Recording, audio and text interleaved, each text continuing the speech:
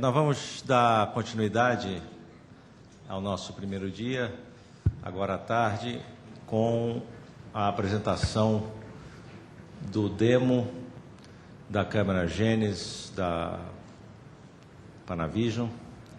Eu queria convidar para estar aqui com a gente na mesa o Canato, que é o engenheiro da Sony do Brasil. Canato, por favor. E o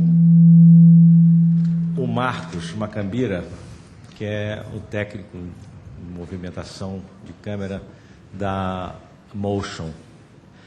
Nós deveríamos estar aqui na mesa com o Lutz, que é o diretor da Motion aqui em São Paulo. Mas ele, infelizmente, ele teve um contratempo, um problema de saúde, e ele não vai poder estar conosco aqui como a gente gostaria que ele estivesse. Mas então eu vou passar a palavra primeiro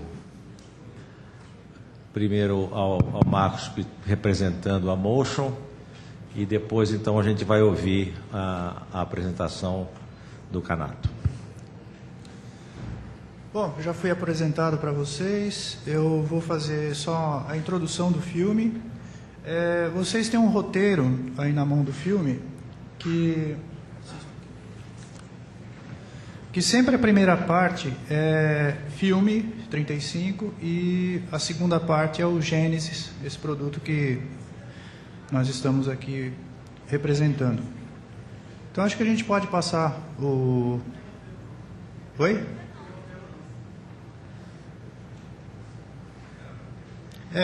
Na entrada estava sendo fornecido. Todos são a mesma coisa.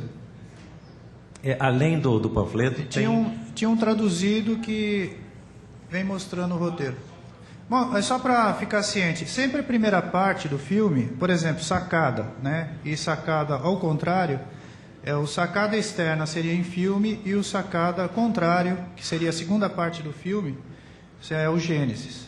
O mergulho é a primeira parte em filme e o nadar, por exemplo, é o Gênesis. Então, vocês vão conseguir distinguir bem isso aí.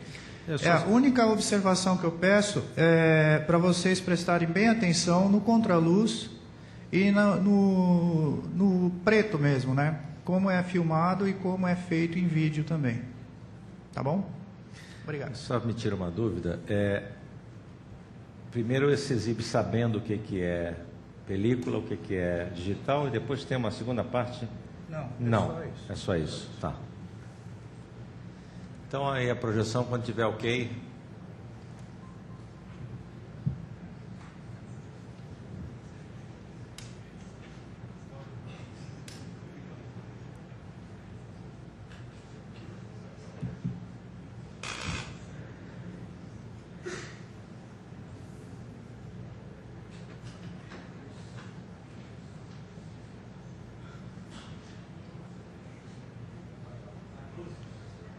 Pode apagar a luz, por favor.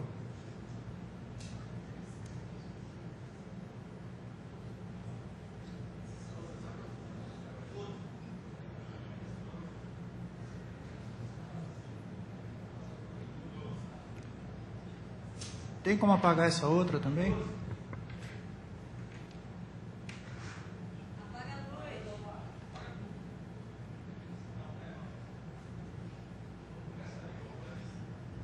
Vamos fazer a apresentação de novo. Tem que apagar a luz total, senão não vai ter como ver a diferença aqui.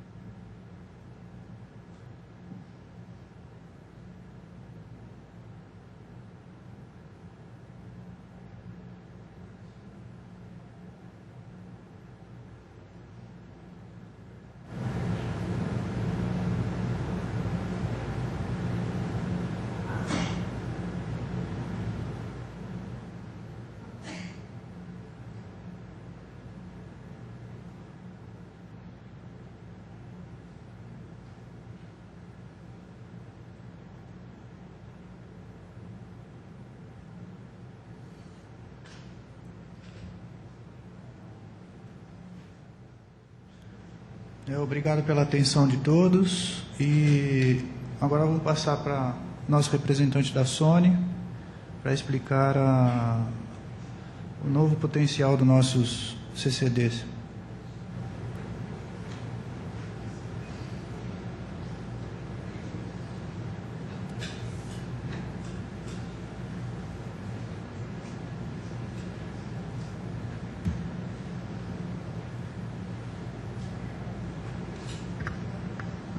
Alô? Bom, boa tarde. Tentar ficar aqui no cantinho, tentar fazer uma explanação sobre essa câmera. Então, eu não sei se todos sabem, mas essa câmera foi desenvolvida, foi uma joint venture entre a Sony e a Panavision, onde a Sony desenvolveu um CCD exclusivamente para a Panavision, para esse tipo de câmera, né? Então, basicamente, a câmera tem esse modelo. A gente pode ver que as lentes, os acessórios utilizados são basicamente acessórios de câmera bem próximos à parte de 35 milímetros, né? Essa câmera foi apresentada em 2 eventos o ano passado, né? E aqui está uma amostra do que foi feito na Cine Expo Gear em 2004, né? Onde foi apresentado esse protótipo dessa câmera. Tá? O que difere bem dessa câmera em relação às outras câmeras que a gente tem, principalmente que a Sony já tem colocado muita coisa em HD Cam, e acho que todos já devem ter visto sobre esse equipamento, é que normalmente as câmeras no formato para vídeo, em formato High Definition, utilizam CCDs de 2/3 de polegada. Então, quer dizer, você tem uma grande diferença, uma relação bem diferente entre trabalhar com 2/3 de polegada e 35 milímetros. Foi daí que partiu a ideia de se produzir um CCD de 35 milímetros, né? Ok? E daqui seria uma lente comum, porque você pode utilizar a mesma lente, justamente porque o CCD já é direto de 35 milímetros. E foi acoplado um gravador digital, que é o SR1, né, que eu vou falar depois como é que é esse formato de gravação, em cima da própria câmera. Então, para vocês terem uma ideia, daqui é um CCD de 2/3 de polegada e esse daqui é um CCD de 35 milímetros. Tá? Então dá para a gente ver que a diferença é muito grande. Só em termos de tamanho, que a gente pode analisar aqui, você tem o de 2/3 de polegada, você tem 8.8 por 6.6, quanto ao 35 você já tem de 22.5 para 16.3. Tá? É quase 3 vezes mais do que o tamanho, né, do que um CCD normal. E a outra coisa que foi desenvolvida e foi trabalhada em cima desse sistema é que, em vez de você usar 3 CCDs, porque se você usar 3 CCDs, você vai ter que ter um prisma para você ter a difração da luz pegar em RGB. Então eles tiraram o prisma, montaram um CCD de 35 milímetros e onde o CCD tem 12.4 megapixels. Então, para entender por que 12.4, porque na frente desse CCD a gente utiliza uma tecnologia que chama de strip filter. Então, é um CCD com 12.4 e tem filtros RGB. Então, na hora que você separa em 3 camadas, que seria RGB, praticamente você vai ter o quê? Quase 4 milhões de pixels por elemento de cor de RGB. Só que como você faz esse tipo de filtro, você tem uma perda, né? E é uma perda próxima a 50%. Então, você vai ter efetivamente 2 megapixels por elemento de RGB. Isso quer dizer que você tem praticamente uma resolução de 2K por cada elemento de cor. Tá? Então, é por isso que você consegue ter uma câmera de alta sensibilidade com uma boa resposta. Tá? Daqui é só um exemplo, porque o que acontece? A gente tem problema de color shading, inclusive nos prismas a gente tem problema de difração, onde a gente tem muita perda. Então, a luz, na hora que entra, passa pelo prisma, ele é obrigado a passar por 3 elementos de CCD. Então, você tem um elemento óptico aqui onde você tem grande perda. Nessa câmera, você tira todo esse elemento e só põe um CCD de 35 milímetros. Tá? Em termos de especificação dessa câmera, quer dizer, a gente já comentado, já utiliza um CCD de 35 milímetros, somente um CCD de 12.4 megapixels, né, com um filtro em RGB.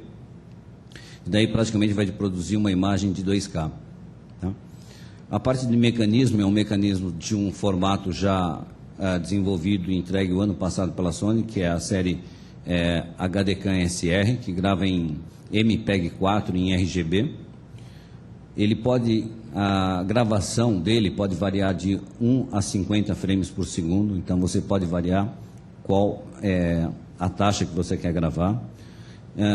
Você tem 2 tipos de viewfinder que você pode utilizar nele, e tem uma série de recursos dentro do menu da câmera que você pode configurar a parte de gama, né, que é a parte de escala de cinza que você pode estar utilizando de acordo com a sua necessidade e programar do jeito que você tem, de acordo com a sua gravação. Então, só para entender um pouquinho desse formato HDCam SR, que é um formato que trabalha em MPEG-4, ele trabalha em 10 bits, tá? Então, o que ele faz? É um processamento de 10 bits em 444 e trabalha em RGB. Então, isso quer dizer que a gente tem uma boa resolução de gravação em vídeo nesse formato, né? E a taxa aqui, tá? Em 10 bits em MPEG-4. E a taxa que a gente tem em termos de compressão dele comparado com o HDCam, o HDCam que a gente tem, que é a série mais gravado, que hoje se utiliza muito, que foi gravado em muitos filmes como Xuxa e outros equipamentos, ele tem uma taxa de compressão de 4.4 para 1. E o HDCam SR é quase que a metade, é de 2.7 para 1. Então, a compressão que você tem também é bem menor.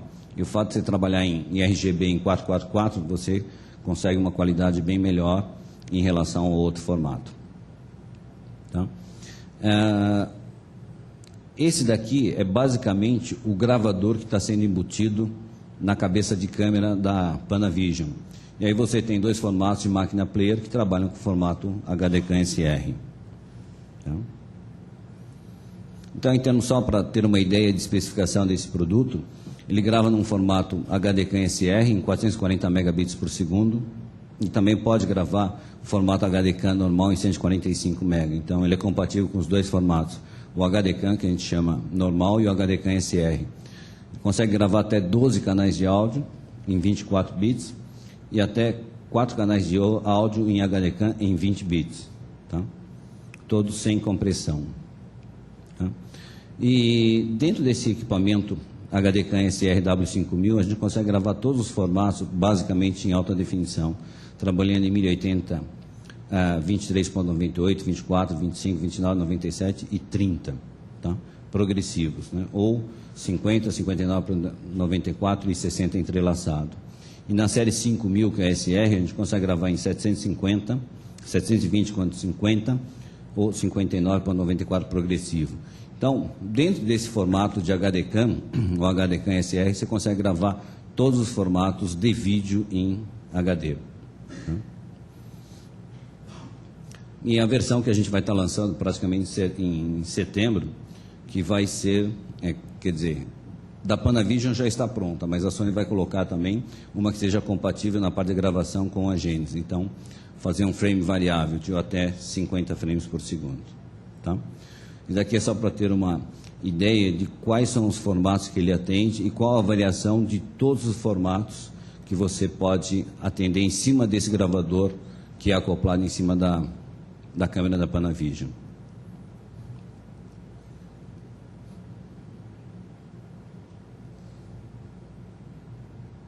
Tá?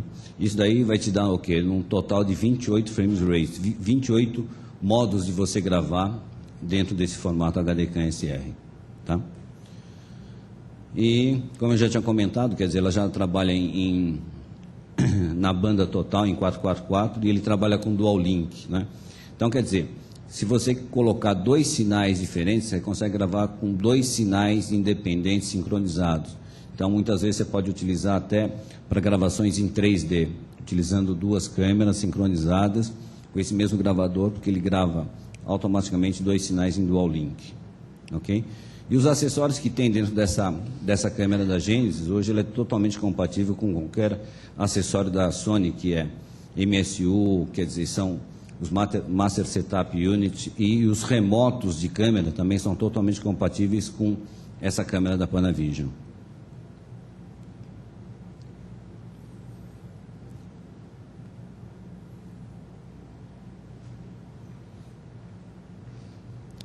Então, a ideia de passar a ideia sobre esse equipamento é basicamente a ideia do próprio CCD, né? Porque o restante de todo o processo, de todo o chassi é praticamente desenvolvimento da Panavision.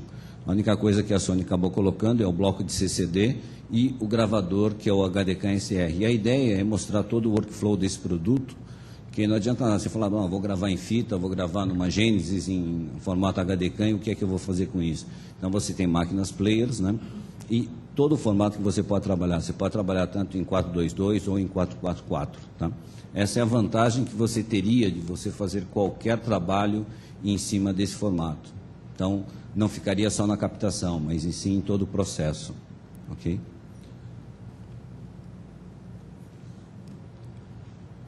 E aqui é só um exemplo para vocês terem uma ideia de formato ou de peso do equipamento, né? Aqui desse lado aqui eu tenho o quê? Uma Genesis com a lente, mais o viewfinder e o gravador aqui embutido. E aqui a gente tem uma Millennium XL com a lata aqui de 400 pés, com o viewfinder e a lente toda. Se você fizer uma análise aqui, utilizando a Genesis e uma Millennium XL com uma lata de 400 pés, o peso delas é praticamente a mesma coisa. É igual, né, se você for analisar, dá 23,8 libras e o outro também 23,8 libras. Então, essa é mais uma ideia para mostrar que, independente do que você está usando, ou película ou não, quer dizer, praticamente o conceito do equipamento, ou em termos de peso e até em termos de ergonometria, é praticamente a mesma com uma câmera de 35. Tá? Essa é a ideia que eu queria passar para vocês. Obrigado.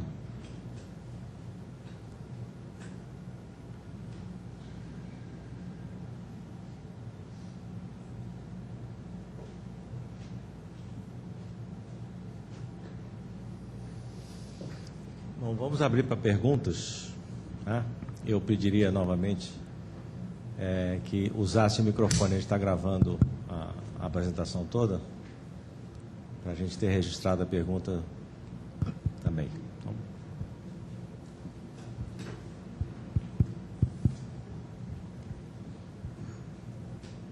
Eu queria fazer uma pergunta que é da questão do VT, que esse VT reproduz em algum formato, reproduz que você pode gravar direto em algum outro formato direto desse VT chassi, entendeu? Ou como que seria o processo para offline, ou você teria que ir para uma casa de finalização para converter para um formato menor para edição offline? Tá. Em relação ao VT, eles daí já é um formato já definido pela própria Sony, que é o HDK-SR, né? Mas aí o que acontece? Dentro da saída do VT você vai ter vários tipos de saída. Uma das saídas é de HD SDI.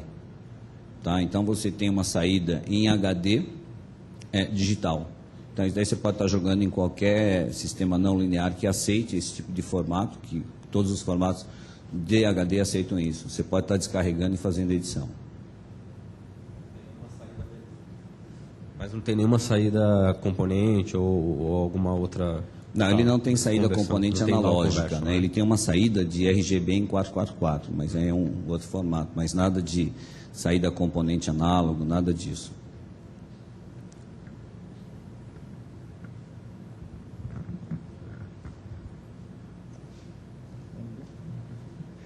¿Cuál es la resolución del viewfinder? Aí me pegou, porque isso daí essa parte é da Panavision, né? Eu não tenho essa informação, porque era o Lutz que era para ter essa informação, que é um hardware da Panavision, que nós montamos é somente o gravador e o CCD. O resto do desenvolvimento de todo o chassis, da parte de processamento, é da própria Panavision. A resolução é 1280 por 720, é uma CCU, né? É um 1280 por 720, a CCU, ele trabalha, inclusive, sem aquela flicagem que tem no viewfinder preto e branco, a 24 quadros. Não. Ele multiplica por 3, né? É. E ele fica mais liso, só que é só 720, né? 1280 por 720. Obrigado, Kobayashi. Imagina.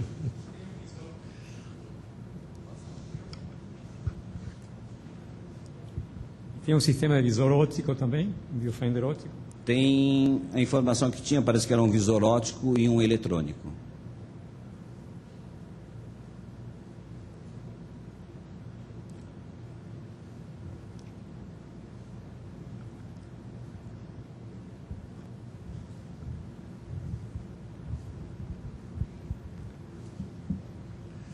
O sinal dela, o material obtido dela é um material HD, ele é processado em HD, ele é finalizado em HD? O formato de gravação é formato de gravação em HD, High Definition, né? Só que o formato que ele utiliza, por exemplo, os formatos que a gente tem montado hoje, você tem ou em MPEG-2, que é o 422, que a gente utiliza hoje muito em HDCAM. Esse daí é um formato em MPEG-4, só que ele trabalha em componente de RGB, então ele trabalha em 444, tá? Então numa taxa bem maior de amostragem. E... Bom, é isso daí, né? Quer dizer, esse é o outro formato que você tem, tá? Que diferencia do formato HDCAM normal. Agora, pode monitorar em HDCAM, ela tem uma saída... Você tem monitoração, você tem saída você tem todas as monitorações de HD e SDI, né? Você tem um monitor em SDI, não tem nenhum problema. Conecta, você tem toda a monitoração em HD, quer dizer, toda a gravação é em HD. Tá? Só complementando então a pergunta que o Titim fez, você pode, nessa saída SDI, botar um conversorzinho e tem standard, em DV. Você pode fazer um offline em DV. O problema do timecode.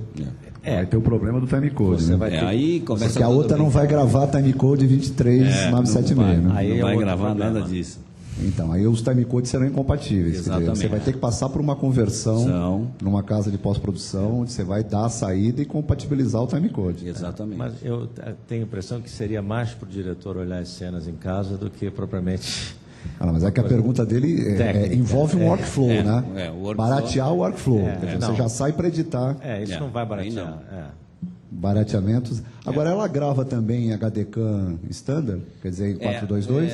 Tem... Esse daí ele grava em HDCAM SR e HDCAM normal, porque ele pode trabalhar até em dual link, cada um deles você pode trabalhar em 422.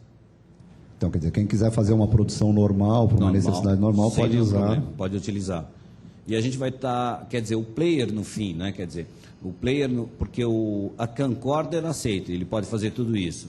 E a máquina player que vai estar lançando agora, ele vai reproduzir todos os formatos que você tem daquilo que a gente acabou mostrando. Ok.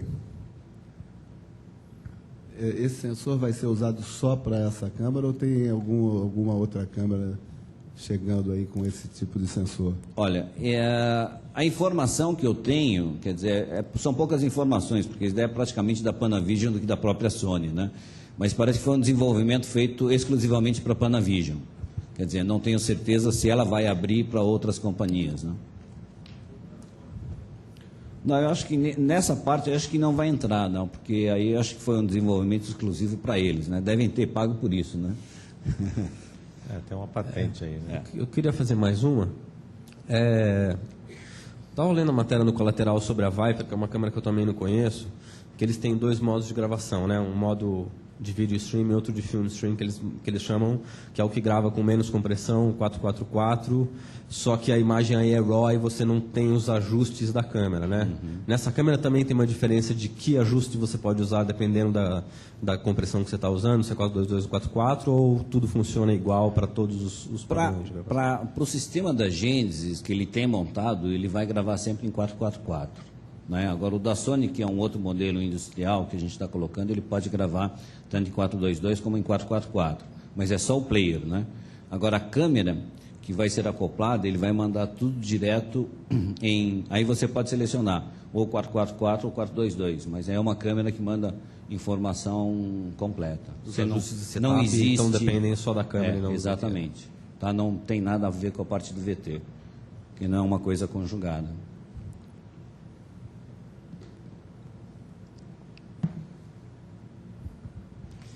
Bom, já que ninguém se manifesta, eu tenho uma dúvida com relação ao sensor. Ele não é uma separação por malha de Bayer, mas é muito parecido, né? Porque em vez de estar naquela conformação ortogonal, ele está lado a lado. Exato. Né? Como é que é feita a amostragem com relação a uma cor que não seja daquela fileira de pixels? Como é que é o processo de interpolação ali? Aí, quer dizer, como o senhor trabalha com filtros RGB, ele vai ter que fazer uma interpolação posterior a isso, que ele vai pegar o que você tem de elemento de RGB, independente do que você tem, aí você vai ter que fazer uma composição posterior. Por isso que a gente tem grandes perdas posteriores, né? Certo. Mas qual seria a vantagem desse arranjo de colunas sobre o Bayer, sobre a mala de Bayer? Aí eu não cheguei a pesquisar muito sobre isso. Eu não consigo, assim, olhando os dois arranjos, vendo agora o arranjo, uma coluna R, uma coluna G, uma coluna B, e alternando, eu não consigo ver qual é a vantagem sobre o Bayer, né? Porque o princípio dela é o mesmo princípio da Dalsa. Você tem um chip bem grande, né?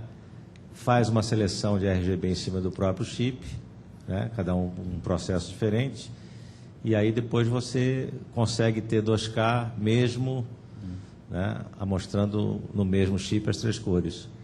Mas eu não consigo perceber, quer dizer, a informação que me falta quando vejo qual é a vantagem de você, em vez de usar a malha de Bayer, usar colunas. Porque, pela lógica, a malha de Bayer tem a vantagem de você distribuir espacialmente a amostragem de uma forma mais homogênea, né? Você olhando o desenho da malha de Bayer e olhando essas colunas, podia até botar de novo a tela do sensor, porque pelo que eu entendi do gráfico aqui, eles estão alinhados. Tem um esquema aqui, né? Ele faz a captação independente, né? Por linha, né? Porque ele faz a mesma varredura como um CCD normal. Você vai ter uma linha só de verde. Isso no Bayer não acontece. Você não tem uma linha só de verde. Você tem ele mesclado. Mas ele deve fazer a composição das 3 na hora que ele passa por um shift horizontal, e ele vai fazer a composição delas. Deve ter uma vantagem aí. O que eu consigo imaginar é que, matematicamente, para você fazer a interpolação depois, você trazer a informação assim seja melhor do que você trazer a informação interpolada. Porque aí você tem que ter uma configuração de como você está interpolando para você poder interpretar posterior isso. Para ter uma interpretação. Você tem ele sequencial, né? Porque o que sai desse chip aí, no fundo, é uma informação de luminância. Não tem, a cor é feita depois, né? Porque ele pega. Mas essa é a grande pergunta. Quando essa câmera foi mostrada nos Estados Unidos e o Afonso Beato esteve no lançamento e tal, e ele escreveu uma matériazinha no site da ABC, eu fiquei muito curioso e perguntei para ele, e ele lançou a pergunta lá para a Vision nos Estados Unidos. Pediu, ele conhece lá umas pessoas e tal, e também não veio a resposta. Quer dizer, ele sabe, mas quando já está patenteado, você pode dizer o que é, né? Porque já está no mercado. O princípio da patente é esse: a patente defende a propriedade. Então, Oi, Bé, aqui, ó. Oi. Aqui. Oi. O Afonso hoje de manhã estava falando das câmeras que já existem, as que não existem ainda, né? Essa existe, parece, né? Essa já está filmando, já. Tá... Então, ela chega quando no Brasil e por quanto? Bom, quando chega, eu teria que perguntar para o pessoal da Motion, né? Porque o custo dela, quer dizer, como a Panavision coloca, eu acho que a Panavision não vai vender esse equipamento, são todos locados, né? Leasing, né? Então, aí eu não sei, acho que para chegar vai depender do mercado, né? Porque se tiver mercado, o pessoal traz. Assim como a Motion trouxe as câmeras HD Cam com acessórios da Panavision, acho que há 2 anos atrás, praticamente ficou quase 2 anos gravando aqui, né? Característica da Panavision é não vender equipamento, só trabalhar com sistema de leasing. Talvez por isso ela queira se resguardar os segredos, né? Porque patente é patente, mas pirataria é pirataria, né? Existe um país de 1 bilhão e tanto que copia um monte de coisa, né? Deixa eu só complementando, eu acho que, de qualquer maneira, no lançamento, ela vai estar mais cara do que uma Platino Panavision. Com certeza vai estar mais caro. No lançamento vai estar mais caro. Queria colocar uma coisa sobre o filme que a gente viu. Quer dizer, não está explicitado quais são os processos de pós-produção, mas seguramente A imagem de 35mm foi pós-produzida assim, muito aquém das possibilidades de uma imagem de 35mm, né? Ou seja, ela está aquém, inclusive, de uma pós-produção de HD de uma imagem de 35mm, quiçá uma imagem data ou uma imagem mesmo no formato SR, né? Quer dizer, as alternâncias aqui elas ficam claramente perceptíveis, e as inversões de um teste para o outro, mas o 35mm está rendendo muito menos do que renderia qualquer 35mm, né? Ele está com uma baixa transição de média para baixa luz, ele está com uma saturação eletrônica absolutamente incompatível com uma pós-produção de 35, mesmo intermediada digitalmente. Quer dizer, se a gente fizer um negócio como aquele e for entregar um filme como aquele em 35mm, a gente vai ser exposto em praça pública. Nós que trabalhamos com HD, nós do dia a dia, que fazemos N filmes por mês em HD, nunca alguém vai querer uma saturação tão falsa de cor, uma cor de pele tão falsa e mal resolvida. Então, quer dizer, colocar um teste desse de comparação, fazendo 35 com essa cara, quer dizer, inferiorizando o 35, não é muito transparente, né, no mínimo que eu poderia dizer. Mas, olha, mas estrategicamente para a empresa, para a Panavision, seria um tiro no pé, porque eles estariam jogando areia no melhor negócio deles até o momento. Porque, se você for analisar, eles têm no mundo inteiro muito mais câmeras de fotoquímico do que vão ter futuramente, no futuro próximo, no digital. Faz falta uma ficha técnica, eu acho. Então, qualquer filme demo que tenha imagens com origens diferentes, fotoquímico misturado com digital, eu acho que seria obrigatório, no final do filme, ter o desenho todo da finalização das imagens, né? Que plataforma foi usada, que programa de color correction foi usado, né? Que formato foi feito. Eu acredito que eles devem ter feito isso sem sair do SR. Eles ficaram no SR. Agora, que color correction foi usado, né? Que critério foi usado, porque tem uma assinatura do Alain Daviau, ele não ia botar o nome dele, né, de uma forma inconsequente aí. Quer dizer, ele deve seguramente ter supervisionado a finalização dessas imagens. Então, mas nós que o recebemos o ano passado, no filme que ele mesmo mostrou, que foi de intermediação digital, não tem sequer uma imagem parecida com essa. Ou seja, não tem uma pele do jeito que está a pele aqui. Outra questão bastante evidente nesse teste é que você fugiu muito de movimento. Quer dizer, o velho problema que todo mundo sabe dos batimentos de obturação quando você trabalha com 24, né, as panorâmicas e tudo isso, esse teste deu uma bela fugida disso, né? Que é o ponto crucial de você resolver o problema de captação eletrônica. A resolução, essas coisas todas, já estão bastante bem encaminhadas. Mas a questão do movimento dinâmico, por exemplo, eu quando fui ver o Colateral, eu não sabia nenhuma informação técnica do Colateral. Acabei entrando assim no cinema e, assim, você bate o olho e você já percebe que a imagem é digital em alguns planos, assim, é evidente. Por quê? Porque a movimentação, as panorâmicas e o movimento dinâmico é completamente diferente no vídeo. E aqui não se comprovou isso como uma novidade, né? Também se fugiu de novo da encrenca, né?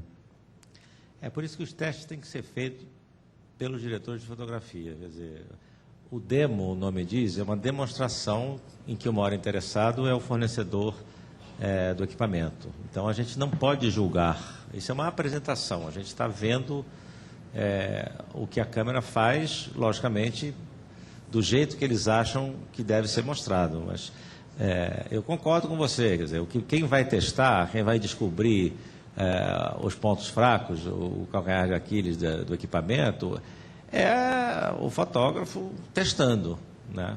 Eu acho que eu conheço muito pouco dessa câmera, recebi da Motion há uma semana atrás um folheto bem sumário, que é exatamente esse folheto que vocês receberam aqui. Eu procurei me informar mais na internet e realmente não tem muito mais informação do que está aí no folheto. Se você vê todas as outras câmeras que estão aí em lançamento, a D20, a Kineta, todas elas têm mais informação do que... Mas eu acho que cada empresa tem a sua política, né?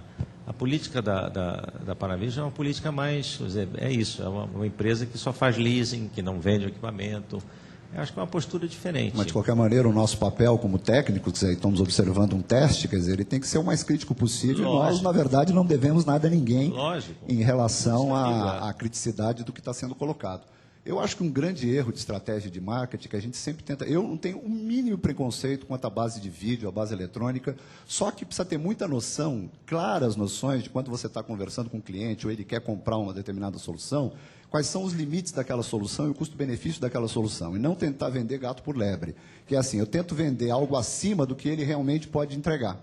E aí eu fico criando uma série de disfarces em torno do meu processo para fazer valer aquela minha palavra empenhada. Eu acho melhor dizer, olha, se tu vai trabalhar com DV standard, as tuas limitações são essas, essas e essas. E o melhor que você pode fazer para evitar a maioria dos graves problemas que você terá é tomar esses e esses cuidados. Idem quando você vai para HD, idem para diversos formatos. Quer dizer, hoje nós estamos tentando igualar alguma coisa ao 35, a própria Kodak já fala que o seu novo negativo, essas novas emulsões já alcançam 6K de resolução, dos 4 a 5K que se colocava, teoricamente, até as emulsões da linha anterior, quer dizer, nós já estamos hoje num outro patamar, e a gente não pode rebaixar essa tecnologia, e eu não estou aqui defendendo negativo, né? Não trabalho para nenhuma das fábricas de negativo, mas a gente viu um desenvolvimento extremamente significativo da qualidade das emulsões.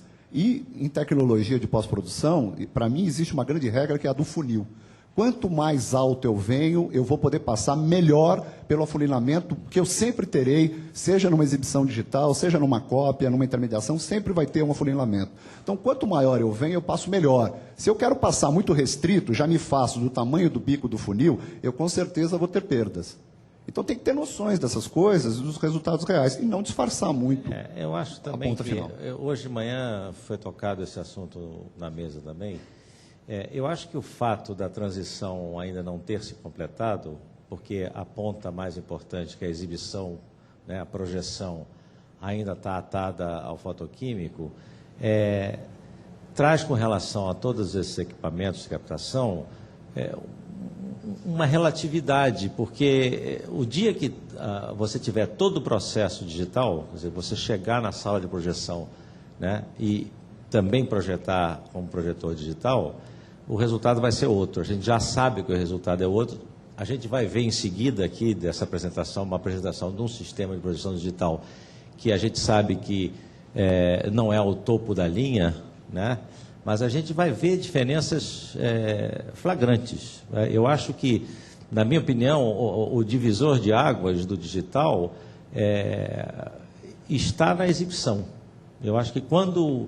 Eu não vi ainda o projetor de 4K da Sony, mas as opiniões aí, o que você sabe, é que arrasa mesmo. Depois que você vê a projeção em 4K digital, né, mesmo que você veja uma imagem 2K, diz que fica muito difícil você julgar, porque, não sei, uma coisa que me ocorreu enquanto eu assistia o rolo demo, é que independentemente do que tinha sido captado com a Genesis ou com a Panavision, certo? O quadro balançava nas duas. Por quê? Porque virou filme.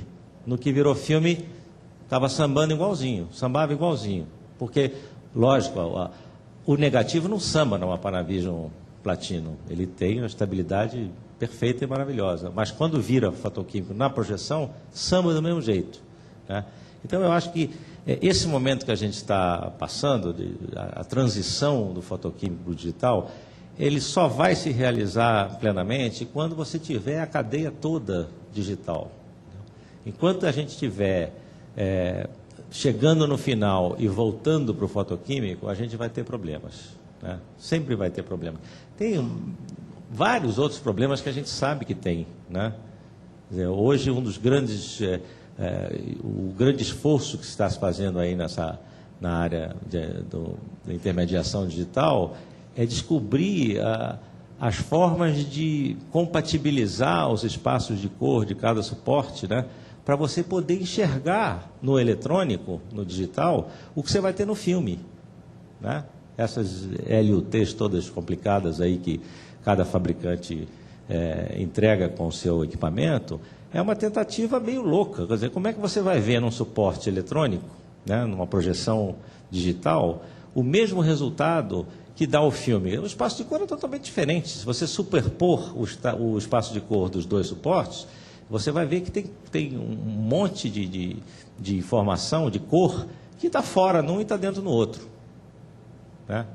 Então, lógico, nada substitui, a nossa área é uma área empírica, você se baseia no que seu olho vê. Né? O nosso padroeiro dos fotógrafos devia ser São Tomé, né? Como tem a Santa Cecília da música e tal, o nosso padroeiro devia ser São Tomé, porque é ver. Entendeu? Eu acredito que se você fizer uma panorâmica, né, com uma velocidade grande, com um fundo de árvore com folhinhas focado, essa câmera não vai resistir sofrer muito. Um pouquinho. Né? É porque outro detalhe é que tudo ainda é segmented frame, né? Quer dizer, nada é progressivo real. Né? Você só tem os formatos 50 e 59,94 progressivo, quer dizer, o 23, 98 e o 24 ainda são, porque você ainda não fugiu da fita. Né? Nesse formato até agora nós estamos em fita. Fita tem que trabalhar com a ciclagem de rede. Então, mas se você pensar numa escala bem grande, né, não faz sentido o fato do suporte eletrônico, que trabalhava com mais informação, trabalhava, né, 29 e 97 frames por segundo, ter se adaptado ao passar para a sala de exibição para 24, já é um contrassenso. Né? Se você tem um formato que capta mais informação temporal, né, no tempo, e você adaptar essa tecnologia para um padrão de menos informação, já é um contrassenso. Né? Então é isso, eu sempre uso uma frase, os mortos governam os vivos. Né? Tudo que aparece tem que prestar uma homenagem, né, e se sujeitar ao que já existia. Não tem jeito, entendeu? Então a gente passou para 24. Uma coisa que já era com mais informação, a gente voltou para o 24. Felizmente não teve ninguém achando que a gente devia ir para o 18, né, no tempo do mudo, mas... um dos formatos que o DCI está colocando de projeção prevê 48 quadros por segundo. Já seria maravilhoso. Já um múltiplo de 24. Não, com certeza tem que ser múltiplo. Né? Já existem formatos em cinema. Tem o Douglas Trumbull, tem um formato que faz 60, né? Filma e projeta 60 frames por segundo. Só que ele criou uma impressão para o espectador tão forte. O fato do córtex visual do apresentador, do espectador, ficar exposto tanto tempo à informação, faz com que as plateias em filmes que ele fez, que tinham cenas mais violentas, as plateias enjoassem, saiu gente do cinema vomitando. Por quê? Porque a gente não está acostumado a receber pelo cinema, pela imagem projetada, tanta informação num espaço de tempo de um segundo. Entendeu? Então a impressão de realidade fica além do desejável. Entendeu? Eu sempre digo que o dia que a cinematografia for holográfica, tridimensional, né, e perfeita, acabou a graça. Eu vou mudar de profissão. Eu vou ser guia turístico, fazer uma outra coisa, porque não tem a menor graça. Quer dizer, a transparência absoluta não é desejável, eu acho que em arte nenhuma. Em arte nenhuma. A pintura, quando chegou a um nível de técnico, virou maneirista. Né? Foi preciso desconstruir toda a pintura com expressionismo abstrato para voltar a ter graça. No nosso caso é a mesma coisa. Né? O dia que você tiver um meio totalmente transparente, mesmo que seja bidimensional, não precisa nem ser holográfico, não. O dia que for uma projeção igual ao que os nossos olhos veem, não tem graça, porque não tem arte. O Afonso de manhã falou uma coisa muito interessante aqui, né? A criação está em você pegar esse objeto, esse copo, né, e dar uma interpretação a esse objeto. Né? Na medida que o seu suporte é totalmente perfeito, transparente, não tem arte nenhuma.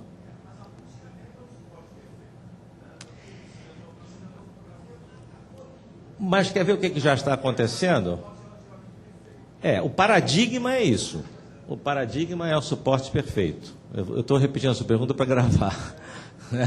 O paradigma é a busca do suporte perfeito. Mas vou dar um exemplo que todos nós aqui lidamos o tempo inteiro. A ótica hoje, né, das câmeras de cinema, fotoquímico, chegaram a um nível de perfeição, né, poder de resolução, contraste, definição, absolutamente perfeito.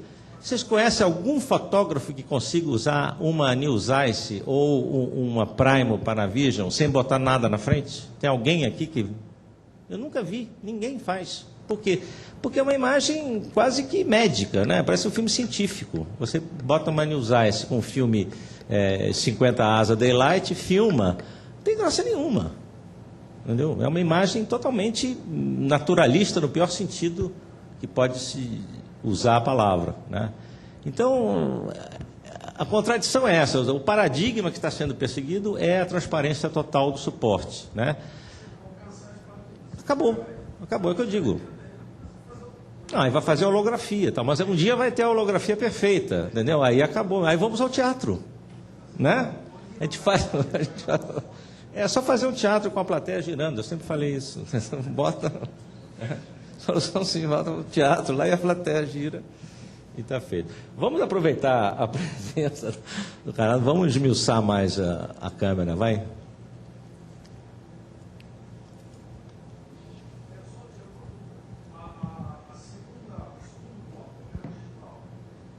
O segundo bloco era o digital.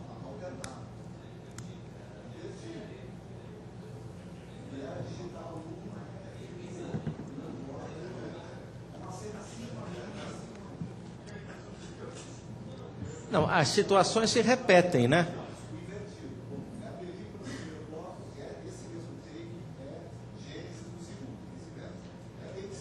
Vai trocando. Não, cadê o roteiro? Eu queria falar... Cadê o roteiro, mano? Então, o que eu entendi é que é filme, Gênesis. Claro. O que está escrito aí? Cadê o roteiro?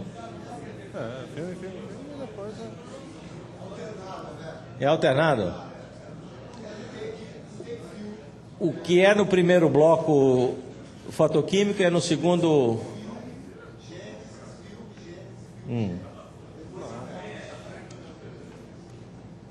Ah, perfeito. É isso mesmo. É. Quando eles apresentaram esse demo nos Estados Unidos, que o Afonso estava presente, eles distribuíram depois um formulário para que os diretores de fotografia, estavam vários diretores de fotografia bastante conhecidos da SC, preenchesse, foi feito à cega, a primeira vez que apresentaram era um blind. Você tinha que assinalar o que você achava que era cada um, né? O Afonso ficou envergonhado, porque ele tinha mais de 50% de erros. Ele e quase todo mundo que estava lá. Então, eu concordo com você que não é um teste crítico, certo? Porque excluiu justamente os artefatos de movimento, que são um dos calcanhares de Aquiles da captação digital. Mas, no que diz respeito à resolução, não é? Contraste, eu acho que é muito bom. Eu sinto, para dizer, em alguns momentos, eu sinto preto um pouquinho magenta. E não é uma coisa da cópia, porque muda. Tem horas que eu vi o preto mais puro e tinha horas que eu vi um magenta, não sei se pode ser óculos sujo. Desculpa. Vamos ver. Eu acho que vamos avançar um pouquinho mais, né? Depois a gente dá uma última visão. Eu acho que quanto mais informação a gente conseguir extrair aqui, aproveitar a presença de quem conhece o equipamento, depois a gente assiste de novo. Eu queria falar um negócio sobre essa controvérsia digital e análogo, que é o seguinte: eu acho que a discussão, ela sempre, quando se trata disso, gira puramente em torno de um assunto técnico, sendo que, no fundo, é muito mais filosófico. Quer dizer, nós estamos trabalhando para passar sensações. E eu acredito que, aquilo que você comentou antes, nunca na história tivemos acesso a equipamentos para análogo de tamanha qualidade como nos últimos 15 anos surgiram. Quer dizer, as câmeras ficaram absolutamente fantásticas, você pode variar a velocidade, tudo se compensa automaticamente, as emulsões deram saltos gigantescos. Quer dizer, um filme hoje de 500 asas é melhor do que um filme de 100 asas 15 anos atrás. E tudo isso quer dizer que, no fundo, estamos hoje se beneficiando de um final de tecnologia. Quer dizer, pouco provável que algum dia alguém faça uma lente melhor que uma Ultra Prime ou as últimas lentes que surgiram. E no digital é evidente, claro, que nós estamos engatinhando numa tecnologia nova, que, primeiro, é uma briga de foice entre todos os fabricantes sobre formatos. Quer dizer, vimos aqui, um é 2/3, outro é 3 CDs, e tem CMOS, tem tudo que a gente possa imaginar. E, obviamente, entra uma questão comercial e de marketing nessa história. Eu acho que tudo é uma questão, o fundo da questão é uma questão comercial e de marketing. Claro, precisamos de novo vender 200 mil câmeras no mundo, porque análogo todo mundo já tem. Mas olha, só para ver como é que isso aí é importante, a decisão sobre o padrão de cinema digital, no início da discussão, há 6 anos atrás, estava feita a ITU, que é um órgão internacional, né, realmente internacional, né, inclusive com sede em Genebra. Essa discussão, enquanto esteve feita a ITU, não andou para frente. Certo? Por quê? Porque os maiores produtores de hardware de equipamento para cinema se localizam nos Estados Unidos. Claro. Né? Então, eles desprestigiaram essa discussão na ITU, certo? E levaram a discussão, primeiro, dizendo que a SMPTE, mais do que a ITU, era qualificada para isso, e depois foram além, criando essa Digital Cinema Initiative, essa DCI, que nada mais é do que uma representação, né, uma empresa que representa os maiores fabricantes e os estúdios, né? Claro. E eles trouxeram. Então, hoje a discussão não se dá mais. Eu não tenho notícia de que tenha acontecido mais nada dentro da ITU. Certo? A discussão hoje está toda centrada na DCI e na produção. Então, é política mesmo. Claro, isso é uma mas coisa sabe, política. eu acho assim, nós que estamos aqui como diretores de fotografia, obviamente, todos nós, o que você faz, o que representa a qualidade de cada um?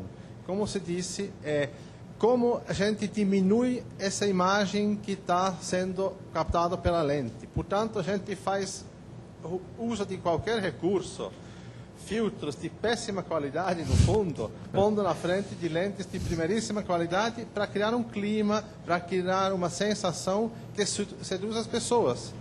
E não me consta que alguém está indo no cinema, estamos falando obviamente de projeção e não de televisão, e jamais se incomodou com a resolução dos filmes, senão a gente teria jogado fora todos os filmes de 1990 para trás, porque são todos desfocados comparado com a qualidade atual. Mas, obviamente, é muito legal ter um suporte que tem o máximo de qualidade para poder descontar e para levar para o lado que interessa. E eu acho que, no caso da discussão análogo-digital, o tempo todo se discute só resolução, gama e coisas que não são julgáveis, porque eu acho que o teste é uma coisa que a gente não tem nenhuma noção do que é melhor. Quer dizer, no fundo, nós todos vamos ter que fazer o test drive para as indústrias chegar a uma conclusão. E que cada um tem que fazer o seu teste. Hoje estamos aqui, que é um endereço Sony Panavision, que é louvável, mas obviamente vai surgir em pouco tempo uma outra composição que vai ser um outro fabricante de chip com a Reflex, provavelmente. E assim vamos adiante. Então, o sentido da nossa Semana ABC com relação à tecnologia é justamente esse. A gente abre um espaço, né, cria um espaço para que os fornecedores apresentem as suas novidades. Esse é o sentido. Hoje de manhã o Cleomo levantou uma questão de por que a gente não estava aqui conversando a respeito de iluminação, já que somos diretores de fotografia. É uma pergunta pertinente. Eu não acho a sua pergunta impertinente, certo? Mas eu acho que o espaço que nós temos aqui, né, é um espaço justamente de conhecimento mútuo, né? Da mesma forma que essas empresas têm interesse em nos conhecer, em ouvir a nossa opinião, ver o que a gente pensa dos equipamentos que eles fabricam, nós temos interesse muito em conhecer as potencialidades dos equipamentos que eles estão nos apresentando, as novidades, né? Então, é lógico, aqui é uma vitrine, da mesma forma que hoje está a Sony com a Panavision, daqui a pouco vai estar a Rain com o seu sistema aí de projeção, né? No outro dia... E temos uma parte que é exclusivamente dedicada à expressão fotográfica, né? Está aqui o Eduardo Serra, presente, vai ter quarta-feira ter uma apresentação dele, né, onde vai se falar mais disso. Heber, eu acho que talvez a gente não pudesse, como fotógrafos, encarar esse como um novo tipo de suporte para você usar. Ou seja, você vai ter um filme que você vai ter muito movimento de câmera, então você não vai partir para uma câmera dessa. Você vai ter um filme como Colateral, que é movimentos que é tudo mais estático, que precisa de pouca luz, então aí seria interessante. Então, em vez de ficar essa discussão do que vai sobrepor o que, não seria mais a gente julgar como uma nova ferramenta e utilizá-la de acordo com o que o teu roteiro pede, o que é melhor para você, ou qual vai ser sua finalização, e utilizar de uma maneira mais racional, em vez de ficar essa briga irracional, se o filme substitui o vídeo, ou qual é melhor. Eu acho que é mais uma discussão para esse lado. Eu acho também. Do que você... Lógico que o teste, como o Zé falou, eles puxam para o lado deles, eles fazem o 35 mais baixo e melhoram o vídeo, para você ter uma... Mas acho que aí cabe a nós, como fotógrafos, você decidir o que é ideal para o quê. Não que aqui no Brasil, com os nossos orçamentos, a gente tenha esse tipo de decisão nas mãos ainda. Mas a gente deve encarar, eu acredito isso, esses suportes novos, como novas possibilidades de nos expressarmos, né? Não... Então, hoje, na parte da manhã, surgiu essa questão. O diretor de fotografia hoje virou um consultor do filme. A consultoria técnica inicial é feita em cima do diretor de fotografia. Antes você chegava para o primeiro dia para conversar sobre o filme e o diretor e o produtor do filme te informavam em que formato o filme ia ser feito. O filme vai ser feito em 35 milímetros, colorido, vamos usar o negativo da fábrica X ou Y, e pronto, você ia e tocava o pau com aquilo que lhe era fornecido. Hoje não.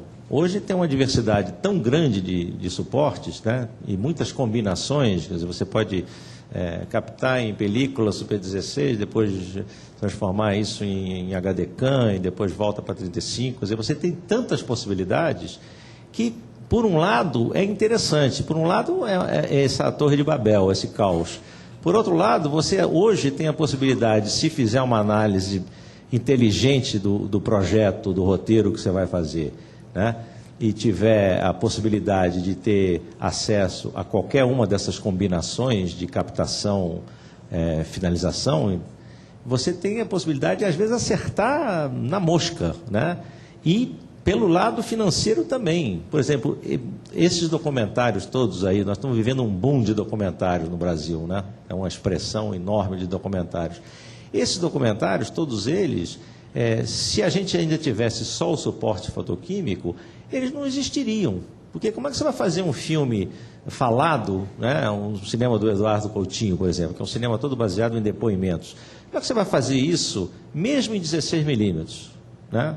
Inviabiliza. Nos padrões de produção nacional, né, para o que vai render de bilheteria um documentário do Eduardo Coutinho, se você for fazer isso em película, não tem filme, né? Então, acho que negócios e oportunidades. Você tem que ver, como diretor de fotografia, para aquele projeto, com muita clareza, né, conciliando a sua parte de expressão como fotógrafo, né, a sua expressividade, a forma que você acha melhor para aquele projeto, com as condições objetivas, né, com o orçamento que existe ali. Né. Eu não acho ruim. Agora, essa comparação direta dos suportes, ela é muito complicada. Eu acho que a comparação melhor, mais honesta, né, é você pegar dois projetores, um projetor digital e um fotoquímico, e aí, sabe, corrida de automóvel força livre, você pode fazer o que quiser com o seu carro para concorrer, você faz um força livre, você bota lá o projetor de 4K da Sony, né, imagem captada com a Genesis ou com a Dalsa 4K e tal, e do outro lado você bota o melhor projetor aí da Christie, qual é o melhor projetor atualmente, com uma Panavision com filme de grão fino, e vamos ver. Eu acho que é uma discussão inócua, porque é a mesma coisa que você pegar um determinado período da história da pintura e ficar discutindo o que é melhor, se era aquarela ou se era o óleo sobre tela. Não faz muito sentido. Aquarela é aquarela. Você tem técnicas lá, aguada, pincelada, é diferente, né? Agora, eu acho o seguinte, que a boca do funil para a indústria é a exibição. A coisa está confusa ainda porque a exibição não está definida. Agora, no final do ano passado, saiu a versão 5.0 das especificações da DCI, que é quem está mandando no jogo agora, certo? Essas especificações 5.0 já nortearam, já foram utilizadas, inclusive a ASC participou, certo? Criando um teste para a projeção. O teste que foi usado para avaliar é feito junto com a ASC, eles participaram da elaboração do teste, né? E a aprovação desse formato e a difusão desse formato de exibição é que vai determinar o negócio todo. Uma coisa é certa, quer dizer, 4K vai ser o padrão de projeção, né?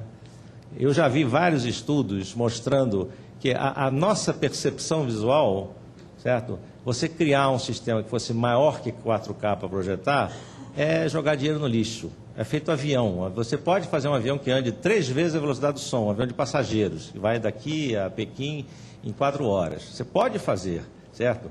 Só que o custo-benefício de um avião desses é impossível, ele nunca vai ser construído, certo? Porque não é a arte do possível, tudo está dentro da arte do possível, tudo está dentro de uma composição entre qualidade, preço, facilidade de distribuição, são muitos, né? Se a qualidade fosse o único determinante, a gente estava em fotografia de estilo, a gente estava fotografando em 8x10 até hoje.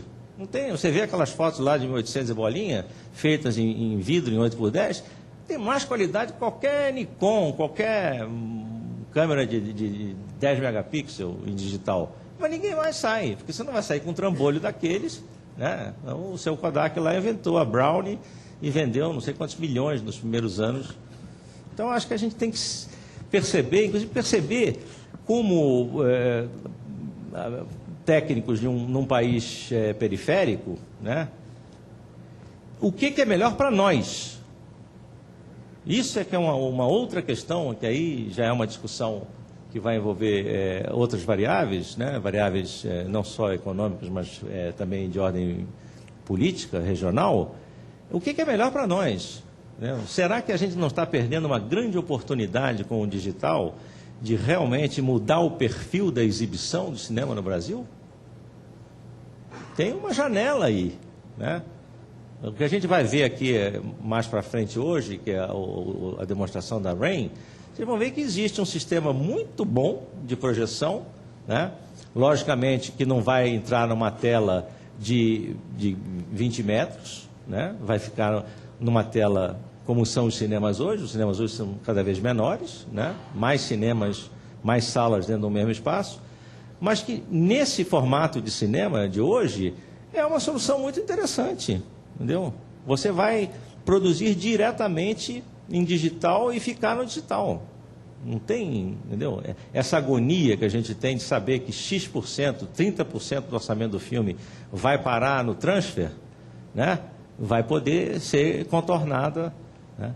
Então, eu acho que a gente tem que pensar de uma forma global, ver o movimento, né, do digital no mundo todo, mas a gente também tem que pensar de forma regional para ver o que seria interessante para a gente aqui, né? E nesse ponto a nossa posição é importante, porque nós vamos ser os defensores da qualidade. Quer dizer, nós vamos estar sempre advogando a melhor imagem possível, né? Mas a gente não pode entrar numa discussão abstrata, né? Se a gente fosse entrar numa discussão abstrata, a gente, querendo só o melhor, a gente só faria filmes, né, em 35 milímetros, ou até mais, em 65 milímetros para fazer cópia 70 milímetros, né? Mas eu continuo insistindo que eu acho que a gente deve aproveitar a presença dele aqui. Eu acho que a gente não está aproveitando. Vamos, antes de ver mais uma vez, eu concordo que a gente deve ver mais uma vez, vamos perguntar aí.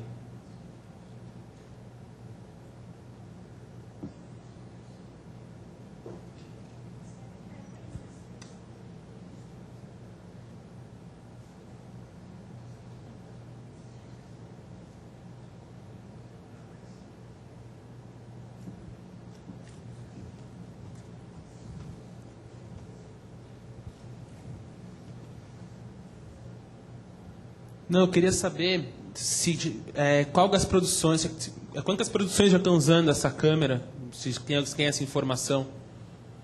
Que eu sei que o novo Super-Homem está usando, mas que se tem mais alguma...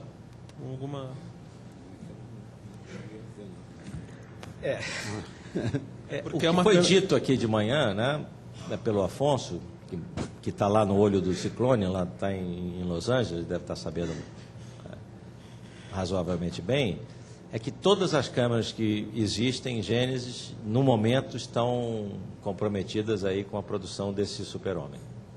Parece que, inclusive, nós não vamos ter nenhuma aqui, justamente porque a que deveria estar aqui está lá. Como nós não somos um super país, o Super-Homem nos derrota.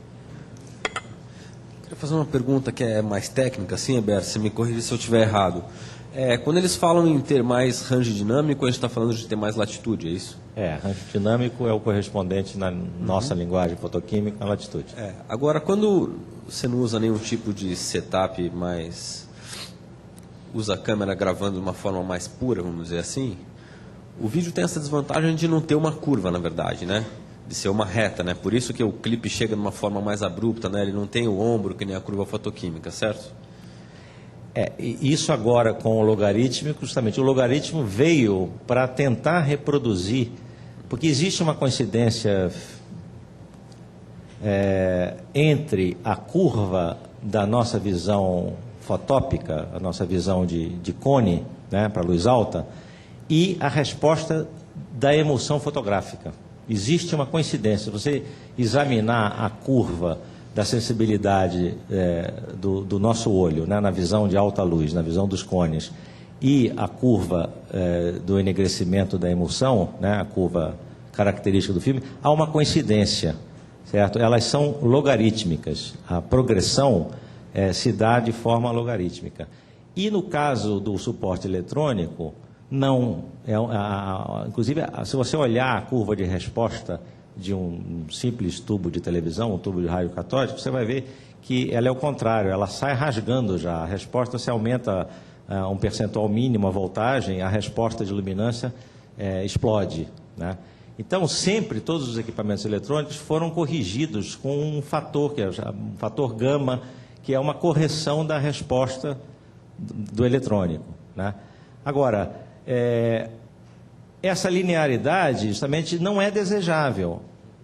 Hoje, se você for ver todos os scanners que estão aparecendo aí, esse da ARRI, todos eles se baseiam no logarítmico, justamente porque reproduz de uma forma mais parecida com o filme, que por sua vez reproduz de uma forma mais parecida com a nossa visão. Por isso é que se vai abandonando o linear.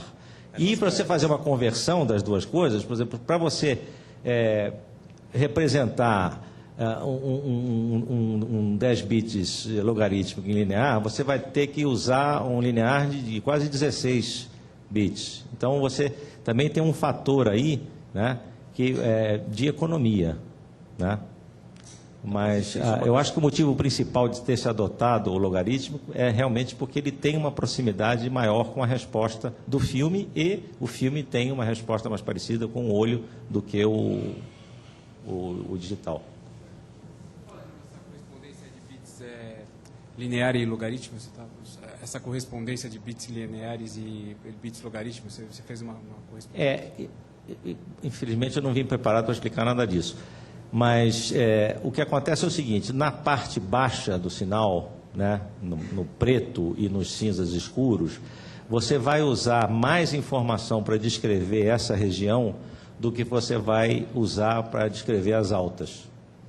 Então, existe no logaritmo uma assimetria de representação. Você tem mais informação descrevendo essa parte crítica, que é o descolamento da curva, né, o pé da curva, do que você vai ter para as altas, tá? E, logicamente, por que aumenta? Porque o logaritmo é sempre exponencial, então vai sempre ser muito maior.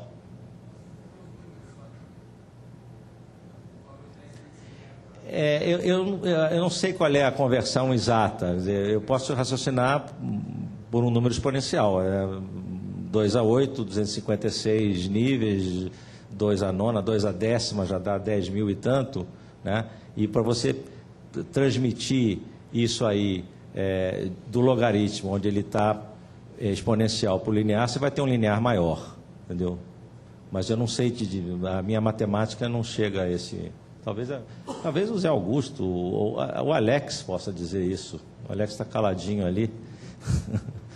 Se puder esclarecer, Alex, esclareça.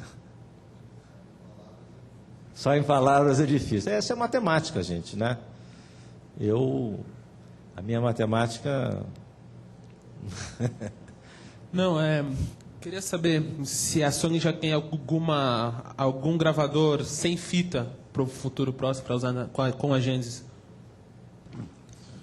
Na área de alta definição, não. Porque todos os equipamentos que a gente tem hoje de alta definição são todos com fita. Agora, para Standard Definition tem, que se grava em disco, né, como se fosse um DVD, mas só com laser azul.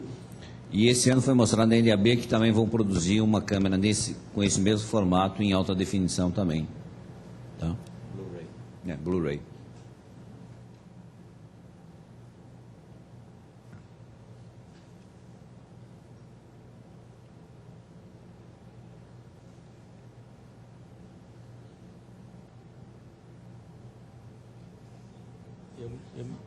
Qual é o nosso... eu me perdi aqui nos horários. Eu olhei para o relógio e vi que eu não sei exatamente qual é o nosso deadline. Que horas?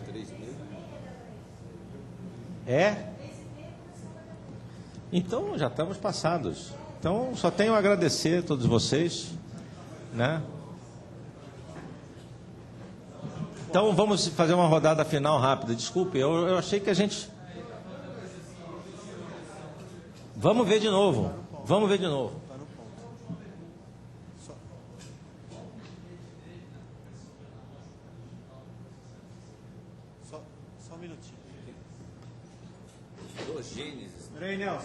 Com relação à parte de processamento, porque aí foi a parte do desenvolvimento da própria Panavision. Isso daí eu não tenho essa informação. Tá? Peraí, não, a gente vai fazer uma projeção agora. Não tem som. Não tem som. Eu não sei que tinha som. Olha lá pra mim, deixa eu ver se não.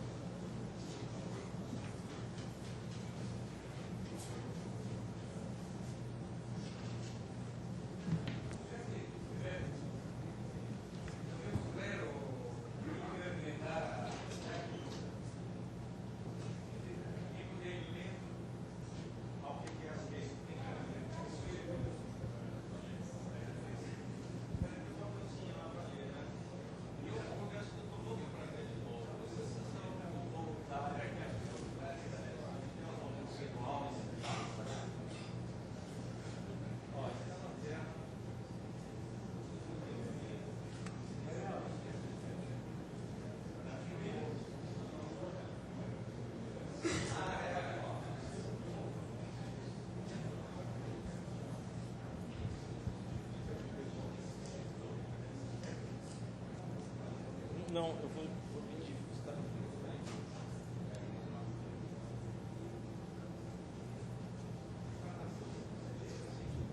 Teste aqui? O que é o quê? Vamos ver se eu consigo acompanhar aqui.